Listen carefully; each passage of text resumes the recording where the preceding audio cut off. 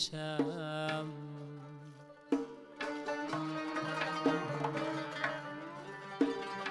مدهوش چشمی مستومی صافی بیغشم.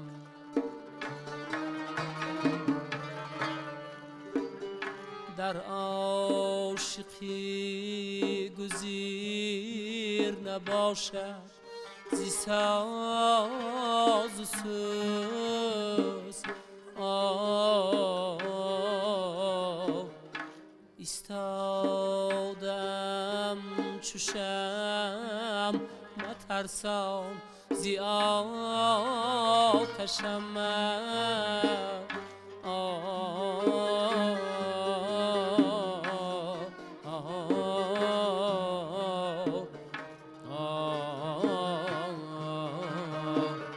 نازنینم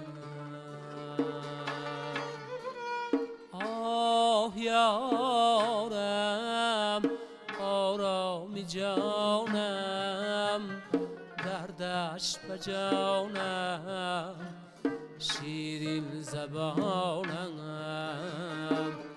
نازنینم.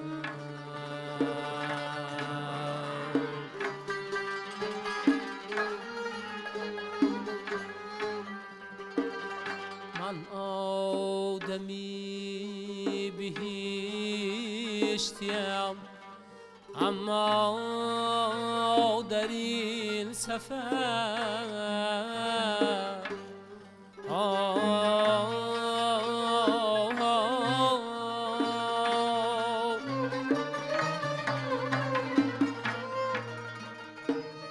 حالی اسیری عشقی جوانانی من باشد.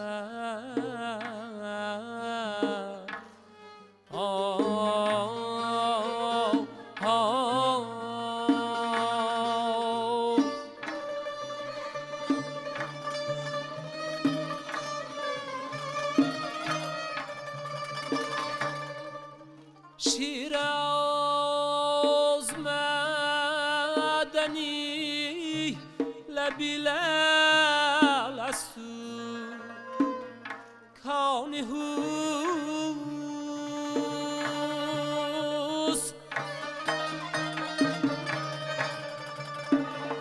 من جوهری مفلس همیرا مشوشم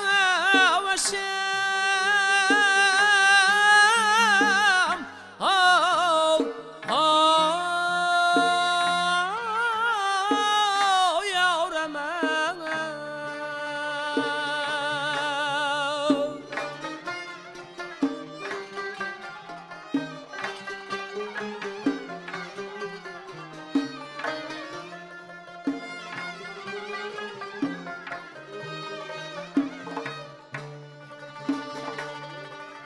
حافظ عروسی طبیب مرا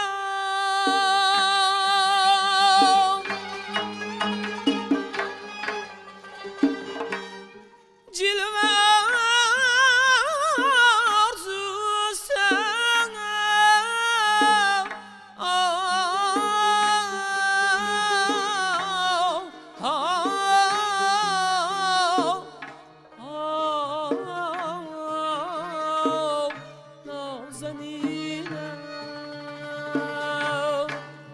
حافظ عروسی طبی مرا جلوه آرزوست.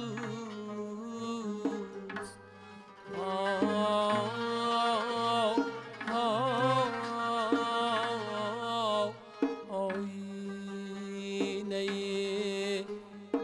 ندارم از آن آه می کشم.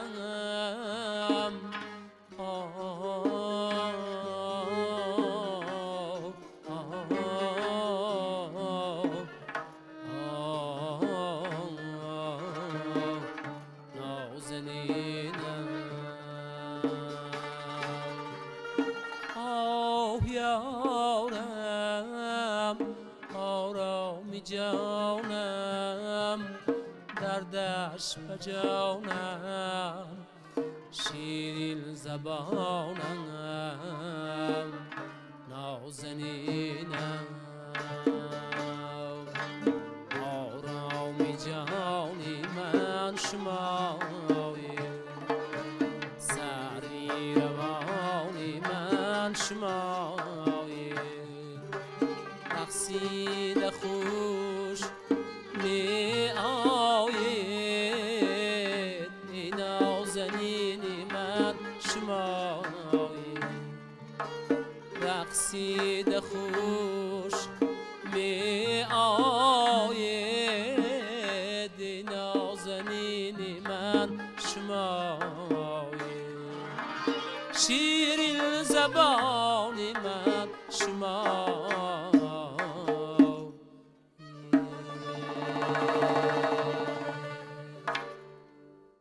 در همه دور و زمان شعور ذهن را بجز از احساس کلامی بده، کلامی بلند تکان میبخشید و میبخشد و یکی از موسیقی های سنتی ما شاهکاری میراث اجدادی ما شش مقام فراگیر همین گونه معجزات است، یعنی هم کلامی بلند، هم آهنگی بلند و نیز احساس ناتکرار و پاک. دوستان درود، ما امروز به همین ژانر یعنی شش مقام دست زدیم با امید آن که در و دریچه دل را باز میکنید، زیرا ما نیز دامن فراخ کرده ایم و به دیدار شما آمده ایم. برنامه خاطره ها را منظور شما میگردانیم و برای به این هدف رسیدن باشد دعوت نمودیم باز هم دسته مطربان را با راهبری دوسنت کنسرواتوری ملی تاجیکستان به نام طلب خواجه ستارov خورشید ابراهیموف، خوش آمدید. شامتان بخیر. تشکر. چون شما یکی از چهره های هستید که در ترغیب و تشویق یکی از موسیقی سنتی اجدادی شش مقام امروز فعالانه کوشش میکنید و هدف رس چشم رس نیز هست امروز فعالیت شما. ما بسیار خوشحالیم که روبروی خود میبینیم و مهمان سفینه هستید. بار دیگر خوش آمدید. سپاسگزارم از دعوتتان و بسیار با افتخار بزرگ و اعتبار خاصه برای تمام تماشابینان برنامه خاطره ها سلام عرض میکنم از نام خود، از نام کلی همین نوازنده های چیره دست کنسرواتوری ملی تاجیکستان که امروز ها محض طریق نمیخیل برنامه های زنده به استفاده فنگرام ما نزد تماشابین هنرنمایی میکنیم. بله، نوبسته از آن که همه این مطربان جوان هستند. بله. ولی علاقه صاحب تجربه می باشند، علاقه در مکتب موسیقی درس گرفتند و یکم راه خود را نیز پیدا کرده توانستند. برای در همین سطح اجرا کردن، برای در همین سطح نواختن و سرودن این گونه اثرهای ماندگار، این گونه اثرهای بلند و پرپیچ‌وتاب، بغیر از آنه که استعداد لازم است، به فکر شما چقدر تجربه در کار است تا اینکه تمام نازکی هایش را درک کرده پس آن اجرا کنم؟ برای تجربه پیدا کردن بیش از همه برای هر یک نوازنده، هر یک سراینده من همین مکتب های بزرگی استادان را از خود کردن، آموختن، پیوسته گوش کردن. این همه درس است، این همه از همان تجربه و از همان پخته‌کاری و زحمت کشی درک می‌دهد.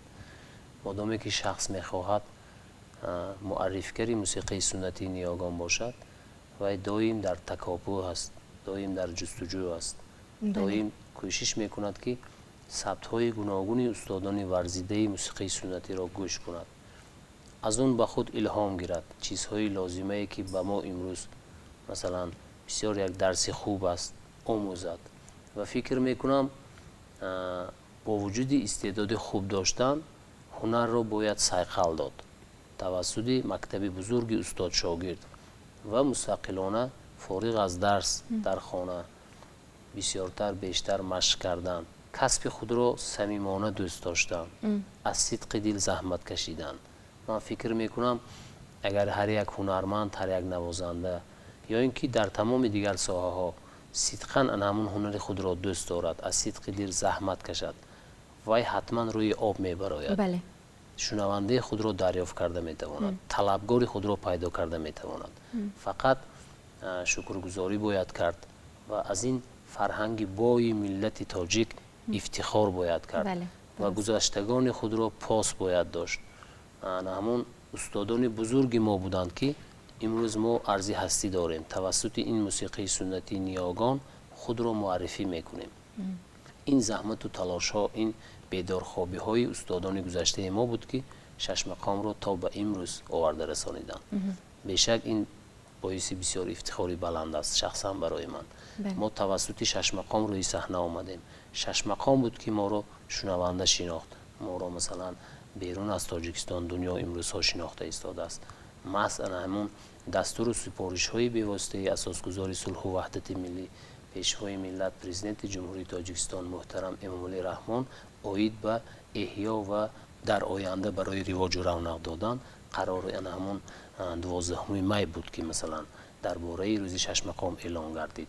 این هر یک نفر را، هر یک هنرمند را وادار میکند که در جداده همین موسیقی سنتی باید بسیارتر بیش از هر وقت مهنت و زحمت کنیم تا خود همین موسیقی سنتی نیاگان را که استادان بزرگ تا امروز آورده رسانیدن ما نیز در نوبت خود در آینده باز هم این را رواج دهیم، رونق دهیم و بیرون از تاجیکستان خوب و نظررس معرفی کرده توانیم. درست است، ولی میدونید چرا در نخست این سوال را پیشنهاد کردم؟ زیرا یک سوال دیگر همیشه ذهنی مرا فرا گرفته است. برای درک کردن همین گونه اثرهای ماندگار، همین گونه اثرهای بزرگ، همین گونه اثرهایی که به فکر بعضی از نفران بسیار دشوار فهم، شرط است که شخص مکاتب موسیقی را ختم کرده باشد. اگر ما خیلی به تاریخ شش مقام یک کمی نظر اندازیم، داشتند استادانی را که حتی مکتب‌های موسیقی را ختم نکرده بودند به مثل حسین نصرالدین حافظ خلقی، ولی بسیار خوب میدانستند از عهده‌اش میبرآمدند. البته برای هنرمندی کسبی شدن حتما باید مکتب‌های همون زینه‌های پایانی شروع کرده باید آموزیم. اونجا ساختار آهنگ از پرده هست. این شش مقام رو از شش مقام دیگر، این مقام رو از مقام دیگر به مانند راست، نوا، بزرگ، دوگاه، سهگاه و عراق یکدیگر رو برای فرق کردن این یک و یک بار از خود کرده نمی شود. برای این سالها لازم است. برای همین خوب میشد چخیلی که مثلا در دوره ما انسمبل نورسان شش مقام خوانانی به نام بای محمد نیازوف در شهر کانی بودم تأسیس داده شده بود و امروزها فکر میکنم در همه مکتب‌های موسیقی، مکتب‌های میانه، زینه‌های پایانی، بله زینه‌های پایانی حتما باید طلبه ها، همون فرزندای ما، نورسای ما از این چیز برخوردار باید باشند یا پیوسته باید گوش کنند که گذشتگان ما همچنین اثرهای خوب آفریده توانستند و این را امروزها بیرون از تاجیکستان نیز خوب اعتراف میکنند، میشناسند همون هنرمندان و استادان بزرگ ما را مانند فضلالدین شهابوف، شاهنظر صاحبوف، باباقول فیض‌اللهیف، صادرخان حافظ خوجندی، حاجی عبدالعزیز رسولوف، معروف حاجی بهادروف، بای محمد نیازوف، برنا ایساق و دیگر حافظان که توسط همین شش مقام هم شش مقام رو معرفی کردند و هم توسط این نوای بزرگ یک پیراهه خود را پیدا کرده توانستند. تکیه به همین پرده های شش مقام سرود و آهنگ های خود را همچنان ایجاد کردند که امروزها توسط تلویزیون و رادیو پیوسته ما گوش میکنیم. جوانان نیست، نورسان نیست، طلبه ها نیست، در نوبت خود باید از موسیقی سنتی پیوسته برخوردار باید باشند. بله درست است. میدونید از تجربه نه اونقدر زیادی خود همین رو گفته میتوانیم که اگر در خانه والدان ما، پدران و مادران ما، بیبی و بابایان ما همین گونه اثرهای خوب را گوش کنند، پس حتما که نسل نورس واقف از این گونه مکتب‌های بزرگ به وایه که میرسند علاقه وارد میشوند. خود چند سال قبل از روی نظرسنجی که ما گذرانیدیم در بابت شش مقام گفته میتوانیم که بسیاری از جوانان واقعا توجه خاصی داشتند به این ژانر، دارند تا حال و همین گونه نفران میگویند که در خانه بیبی هم گوش میکردند و یا در خانه پدر هم گوش میکردند. همین گونه ناخودآگاه ما خود دوست داشتیم این ژانر را. هستند نفرانی که عموما از ساحه صنعت دور هستند لیکن خود هنرمند خوب، سراینده خوب شدند. چخیلی که شما در بالا قید کردید استاد حسین نصرالدین مثلا اون کس از روی فهمیش من ادبیات شناس بودند لیکن بینید همچنان یک مکتبی آموزگار بودند، یک مکتب خاصه خود را داشتند. اما یک پاچرک میگوییم در ساحه صنعت، یعنی همون نقطه خود را در همون سبک خاصه خود را داشتند. یک چند سرود و آهنگ‌های ایجاد کردند که در حقیقت ماندگار است و دیگر استادان نیست از مکتب موسیقی نگذاشتند، لیکن همچون ایجادکار و همچون هنرمند در بین مردم شناخته شدند و سهم نظررس خود را نیز گذاشته توانستند. چه سبب شد که شما خود به این ژانر دست دهید؟ در هم محیطی که من به او رسیدم، پیش از همه پدری بزرگوارم پیوسته سرودهای همین استادان بزرگ را گوش می‌کردند. ما هر روز توسط همون مگنیتوفون میگوییم فیته هایی که بود تا نصف شب سرودخوانی میکردیم، خودشان شعر را مینویسند تا حالا مرا اصلاح میکنند. چون همین انسمبل نورسان شش مقام سرایان در کنی بودم تأسیس داده شد، اونجا شامل شدم و الکی همون قدم های نخستین را ما در همونجا خود را سنجیدیم. در همون استادان کم و بیش از نازکی های شش مقام برخوردار شدیم. آهسته آهسته در تئاترهای کلان هنرنمایی میکردگی شدیم. این هم دوست داشتنی کسب خود ما هست. من فکر میکنم شخصا برای من افتخار است. من امروز با افتخار بزرگ گفته میتوانم که ادامه کار و فعالیت استادان گذشته را اگر از عهده‌اش برآمده توانسته باشیم، برای من بسیار این شرفی بزرگ است. حالا باشد کدام سرود پیشنهاد میکرده؟ ما این برنامه بسیار یک همراه همین نوازنده ها به یک خلاصه آمدیم که در برنامه های قبل از سرودهای استادان زنده یاد چند برنامه تهیه کردیم همراه شما، مثلا منظوری تماشابینان گرداندیم و در این برنامه با چنین خلاصه آمدیم که محض همون سرود و پارچه های بزرگ شش مقام را منظوری تماشابینان گرداندیم. سرود اولینی که خواندیم سراخبار آرامی جان بود با متن خواجه حافظ.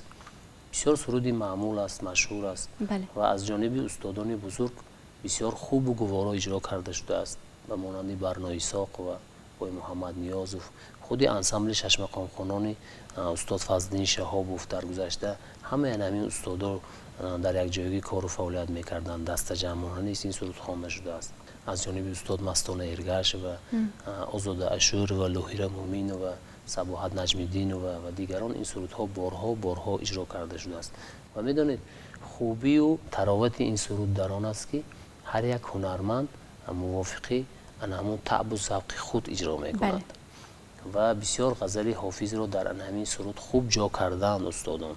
تا حالا نشده است که به همین سراخبار آرامی جان یگان متن دیگر، زیرا که این در حقیقت متن با همین آهنگ خوب توأم آمده است و ما امروز کوشش کردیم برای شنوندگان یک ذره هم باشد از همون سبک و اسلوب استادان گذشته و امروزه هنرنمایی کنیم. سرود دوم ما این با نام نصراللهی است با متن سعید سمرقندی.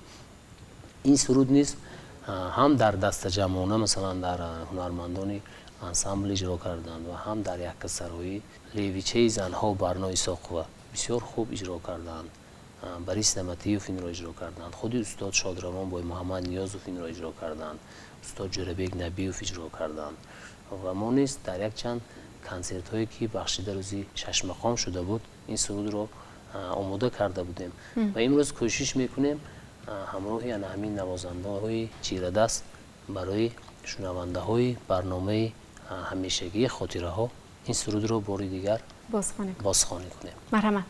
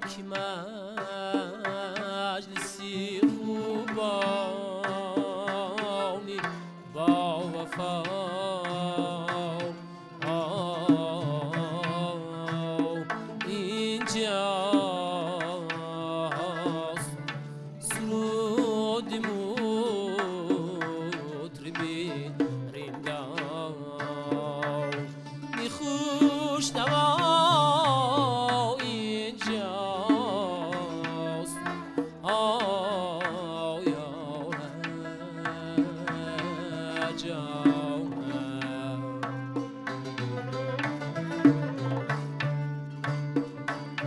جمال شاهدی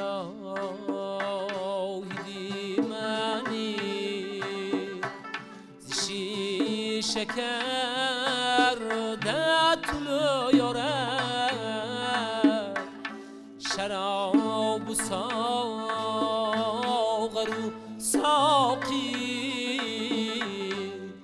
محل قای جاست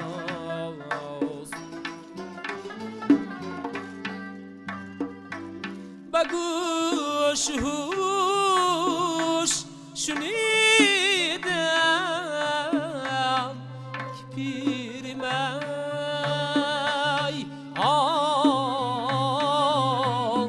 کده گفت یاره بیا بسید که جامی جهان ما اینجاست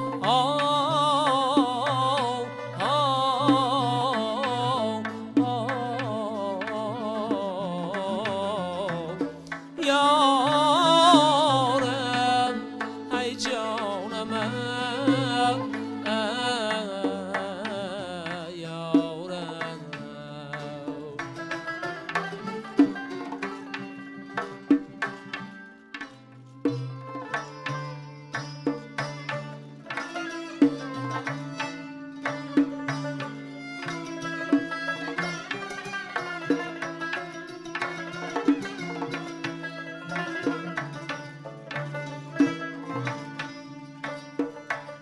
دفو پیاله و چنگو رباب و شیشه من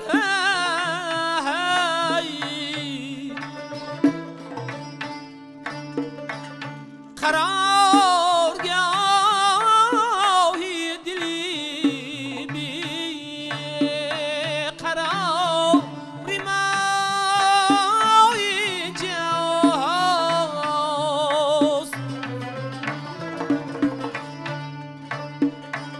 نفاق و شیر در این سرزمین نمی باشد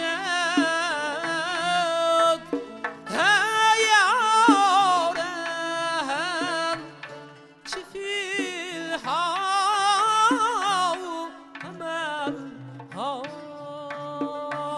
بی ریای جاست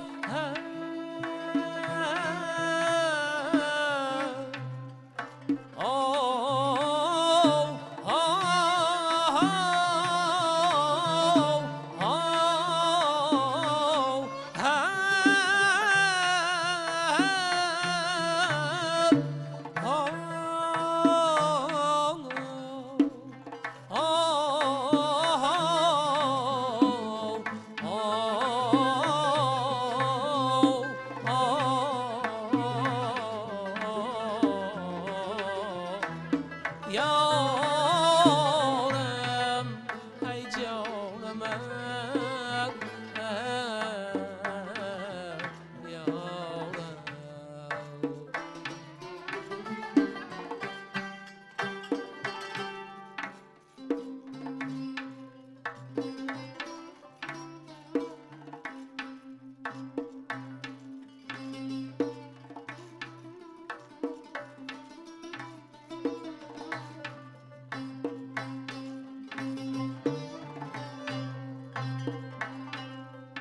با یک کرشم دلو دینو عقل هوشم برد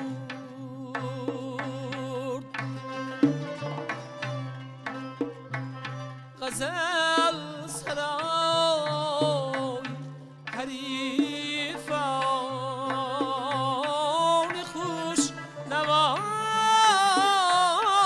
جاست یارم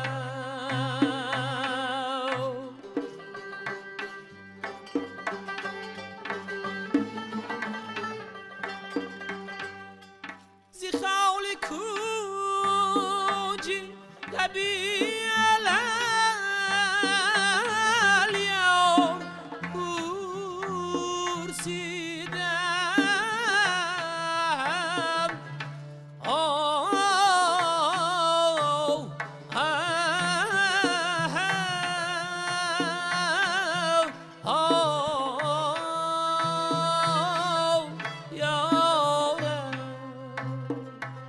بخندگو سرچوش میم بقای جاز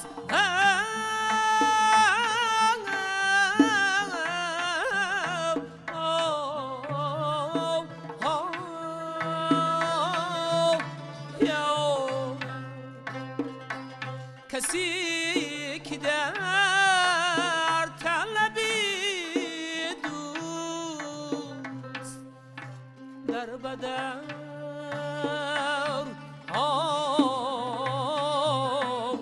باشد یارم خبر کنید رفیقان که مدعا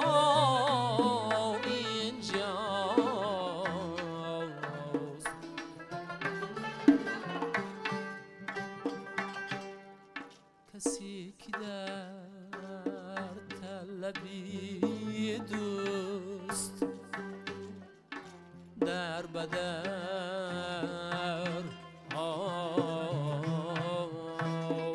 باشد یارم خبر کنید رفیقان که مدعا اینجاست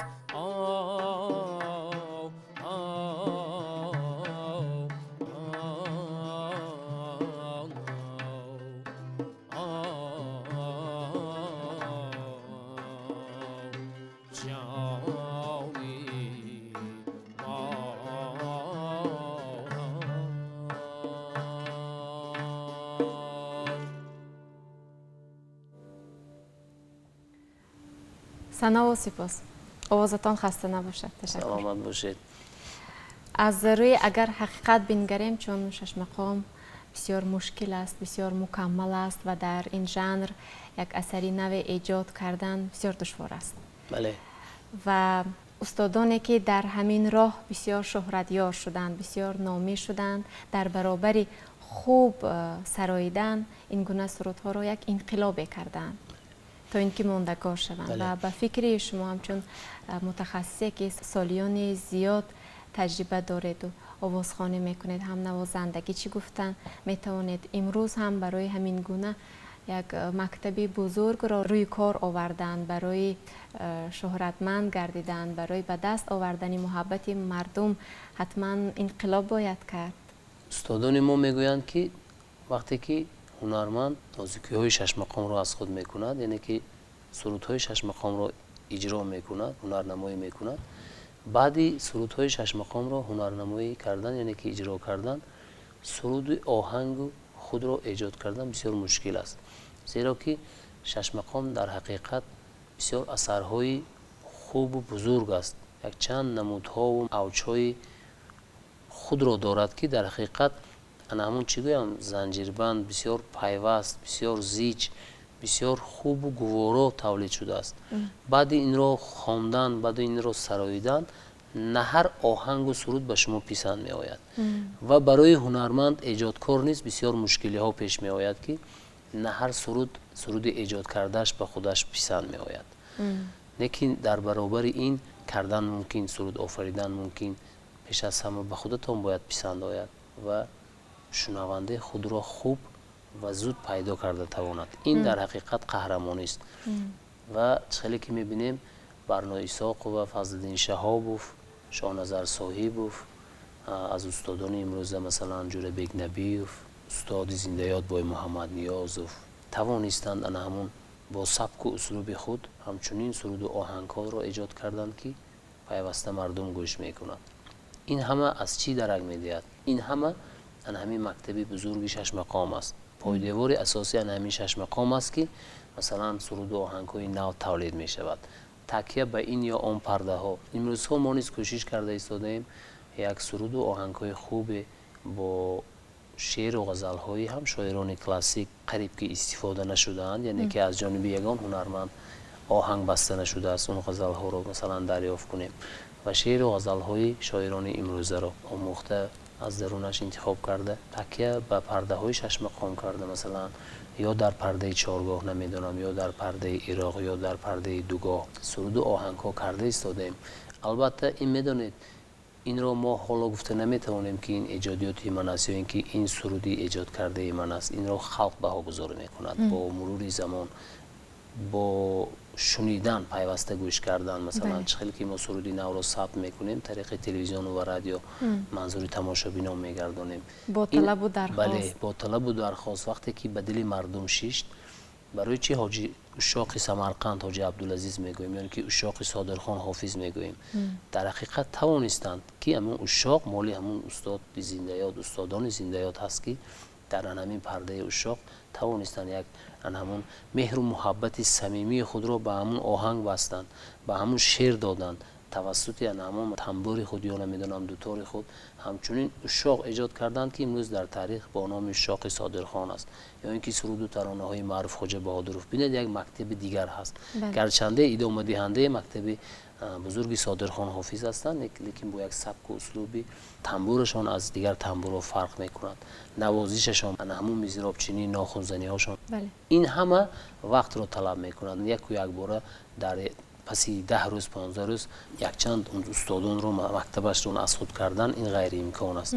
پیوسته این رو وقت جدا میکنید، یک مدت سرودهای معروف خواجه بهادرов، یک مدت دیگر فضلالدین شهابوف، شاه نظر صایبوف می آموزید و مقایسه میکنید که این استاد در جاده خود تا چقدر موفقیت خوب رو به دست آوردن و چقدر در برابری باز یک چیز دیگر نگفته نماند که استادان ما در برابری هنرمند و نوازنده و سراینده خوب و گوارا بودنشان باز با کارهای علمی نیز مشغول بودند. رساله های موسیقی بسیار نوشتند، در پرده های شش مقام تحلیل کردند نمودها اوجها من از کجا آمده است، برای چی من نمود چهارگاهی محیر میگویم، برای چی مثلا اوج زیباپری میگویم، برای چی مقام راستگیری اگر نمودهای اشاق هست اونجا اوجها هست، برای چی اینها رو تحلیل میکردن؟ چون که خود از استادان خود در وقتش آموخته بودند.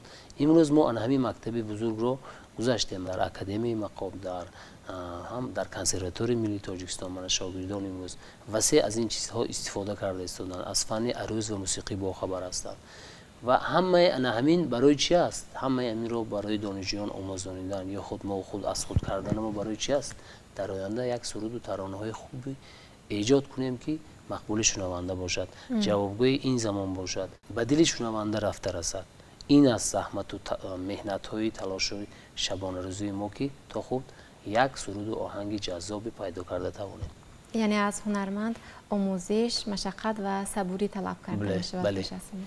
تشکر. و در بابت اثر بزرگ نصراللهی که اجرا کردید گفتید که این اثر را چندین نفران بازخوانی کردند، استادان صاحب شهرت و میدونید گوناگون رنگی شش مقام از کجا سر میزند؟ از آن که هر یکی از این استادان به سبک خاصه خود سرودند. این نصراللهی هم در اجرای انسامبل سراییده شده است و هم یک خانه اون حافظان و اون استادانی که در حقیقت دیاپازون خوب بلند دارند در تنهایی نیست این سرود را اجرا کردند و بسیار خوب هم اجرا کردند. بیشتر ما تکیه میکنیم با همون سبک و اسلوبی شادروان برنای ساق و در حقیقت هم نصراللهی، هم عراقی بخارا، هم سرخباری آرامی جان و ده ها ببکچه ها دیگر سرودها رو بسیار خوب با تمام همون هستیشان اجرا کردند که بیرون از تاجیکستان نیست. امروز از این افتخارمندانه گپ میزنند، اعتراف میکنند، میگن که ما پیروی به همون مکتب بزرگی برنای ساق میکنیم. در حقیقت هنرمندی ناتکرار بودند، یک سرود رو از عهده‌اش به خوبی برآمده می‌دونستند و همون ثبتایی که امروز محفوظ است در فوند طلایی رادیو پیوسته ما اون رو گوش میکنیم و به شاگردان نیز در کنسرواتوری ملی تاجیکستان تلقین میکنیم که از این مکتب حتما برای خود یک چیزی که هم باشد گیرند. تشکر. شما گفتید که امروز ما در برنامه برای اجرا بسیار سرودهای بزرگ و کلام حج رو انتخاب کرده ایم و ما از روی آن دو سرودی که تا حال پیشنهادی بیننده کردید این را فهمیدیم و باز هم در آخر کدام سرود منظور بیننده میکرده؟ یک سرود میخونیم، این هم انا همون آرامی جان است، فقط اوفری آرامی جان است. من یک چیز دیگر رو نگفته نمونم که سال 1997 بود یا 98 بود وقتی که ما بار اول به پایتخت آمدیم. اون وقت ما البته نورس بودیم، همراهی معلممون شورا جان ارگشوف از کنیمادان به پایتخت آمدیم و انا همانجا من اولین بار سرودی اوفری آرامی جان رو در فوند طلایی خود تلویزیون اول رادیو ثبت کردیم همراهی نوازنده های انسامبل شش مقام و بعدا در تلویزیون تاجیکستان ثبت ویدیویی کردیم. اگر خطا نکنم شاید همون ضبط حالا هست در فوند و بسیار یکی سرودی دوست داشته ترین من هست. این سرود رو نیز بسیار استادان بزرگ و هم در گذشته در امروزه بسیار خوب و گوارا اجرا کردن. با متن امیر خسرو است. بینید مدت چند عصرها هست که همین سلسله آرامی جان میگن. این سرخبار است، باز در بین یک آرامی جان دارد و در آخر اوفر آرامی جان. این هم ایجادیات استادان گذشته است، گرچنده که به ما معلوم نیست، لیکن در پرده مقام دوگاه ایجاد کرده شده است، در کتاب شش مقام وارد شده است. یک اثر بسیار کلان حجم خوب هم هست، بسیار شنیدنی هست و فکر میکنم اگر هنرمند از عهده اجرای آن برایت به دلی شنونده رسانیده تواند، باز هم خوبتر و گواراتر خواهد شد. درست است. از آن زمانی که شما باری نخست در پیش استادان در روبروی شنوندگان زیاد این سرود را سروده بودید، 25 سال قریب که گذشته است و تا به حال باور داریم که تفاوت زیاد روی کار آمده است در اجرا. شاید این را شنونده البته واگذاری میکنند. بیاید این سرود را نیز گوش میکنیم. باشد.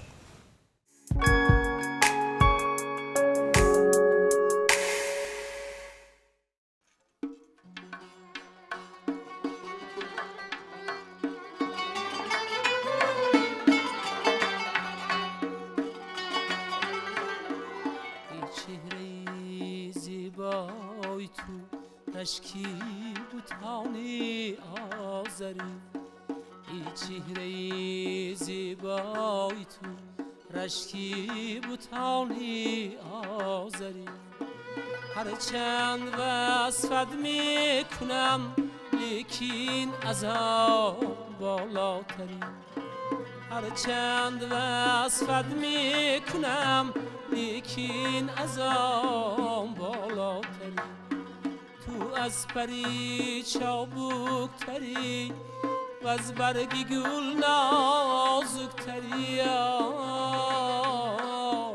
و از هرچی گویم بهتری، حقا عجایب دل بری و از هرچی گویم بهتری، حقا عجایب دل بری.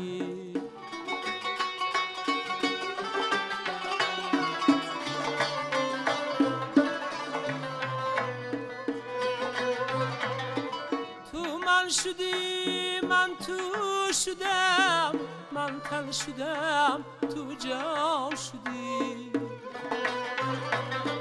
تو من شدی من تو شدم، ای من تن شدم تو جان شدی، تا کس نگوید بعد از این من دیگرم تو دیگر، تا کس نگوید بعد از این من دیگرم تو دیگری.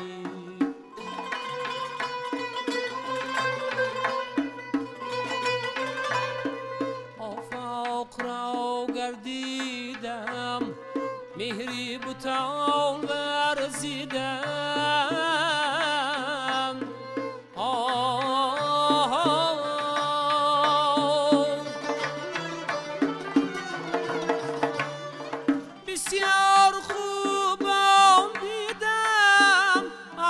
تو چیزی دیگری،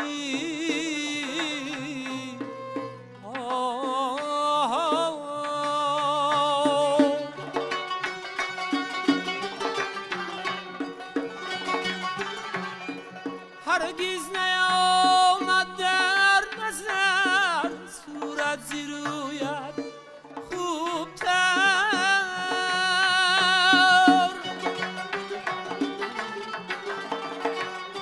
شمسی ندانم یا قمر یا زهره یا مشتریه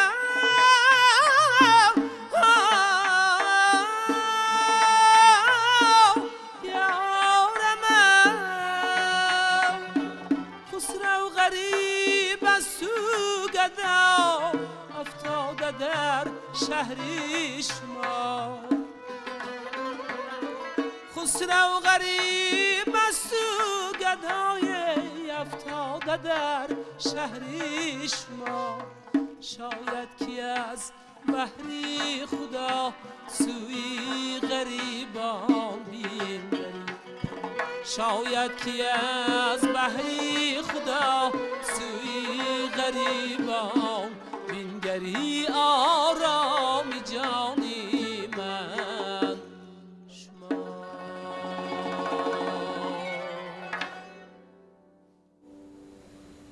تشکر. سلامت باشید. بار دیگر خوش آمدید به برنامه خاطره ها.